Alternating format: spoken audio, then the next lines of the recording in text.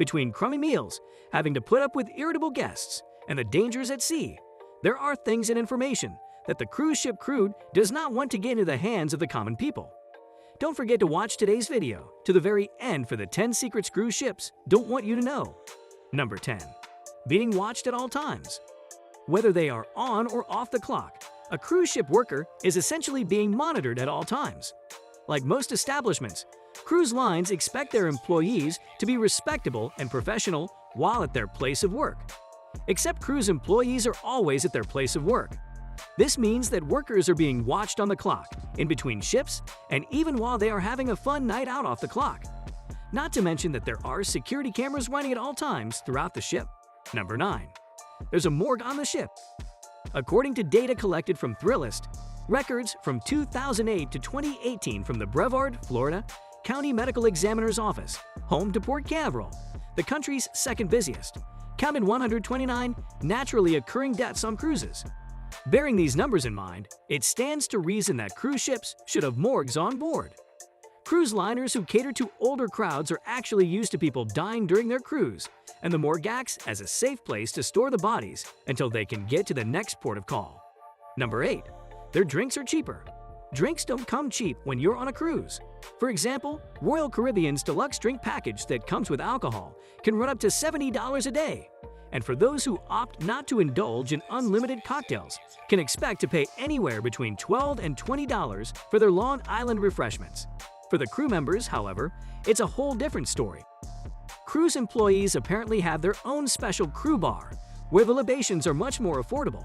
While a Bud Light might cost a guest $9 on deck, crew members are paying less than $2 a bottle. Number 7.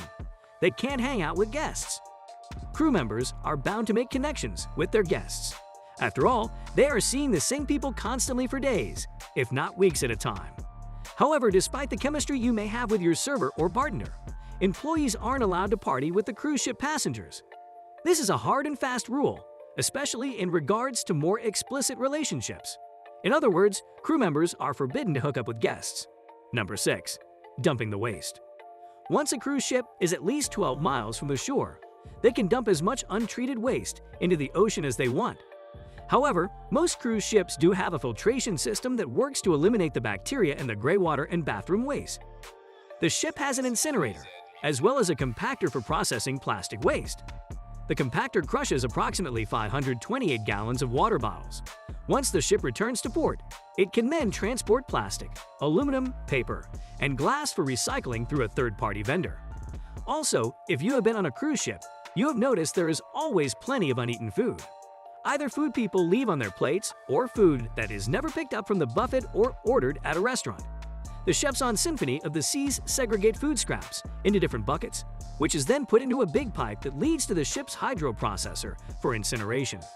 Incinerating food waste reduces the volume of the leftover food waste, and that reduces the ship's weight and thus fuel needed by the ship. Time to tackle the most sought-after question of where your poop, shower water, and any other wastewater goes. Cruise ships have a water treatment system on board, similar to your hometown.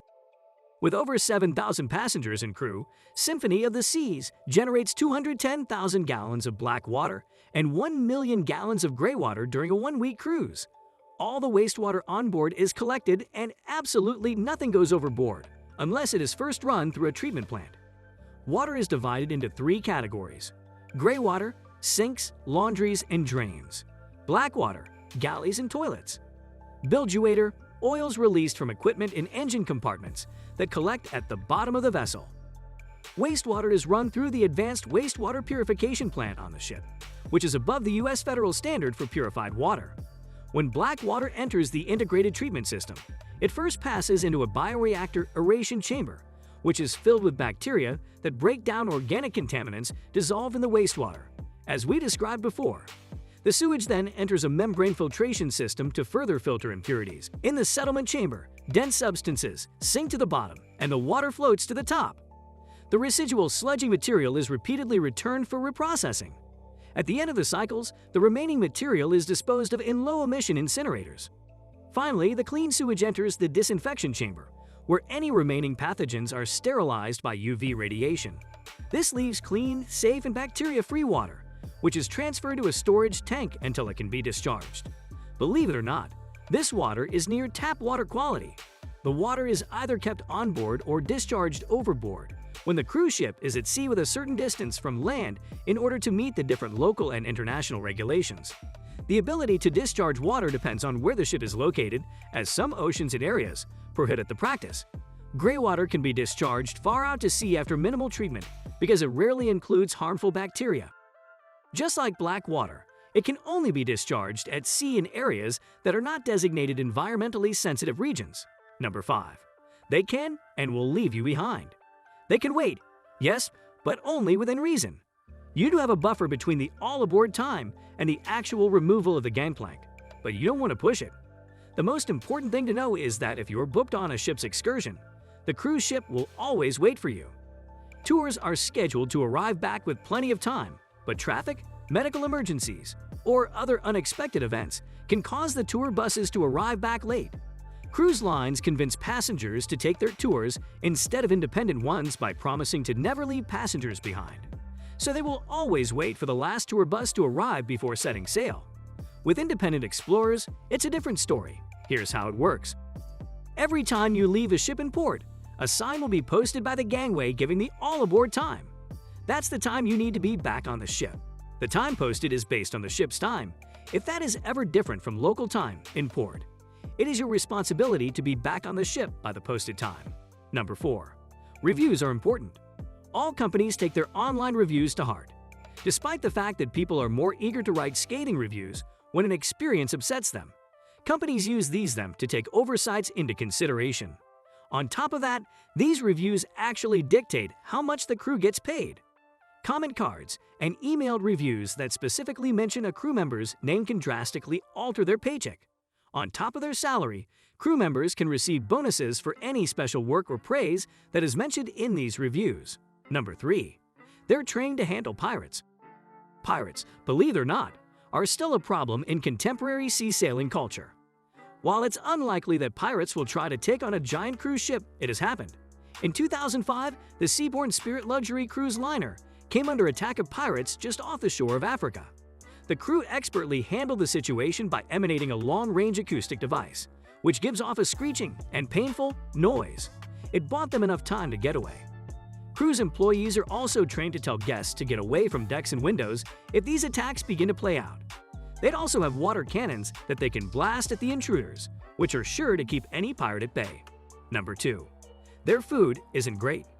You may be in heaven from the unlimited supply of food that cruise ships provide, but the crew isn't so lucky.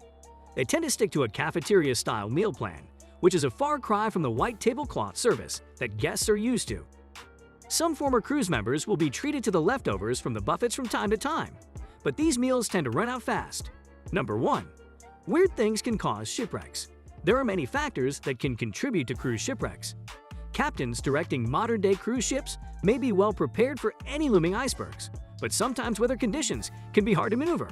A light fog once caused a cruise ship to collide with a shipping container one late night in March of 2012.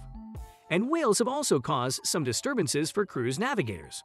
A Norwegian cruise ship ran into a 4 to 5 foot whale in May of 2014. The ship may have gone unharmed, but the whale was found in poor condition on the New York harbor. With that, we end this video. Consider subscribing to our channel in order to join in a next time for more of such interesting content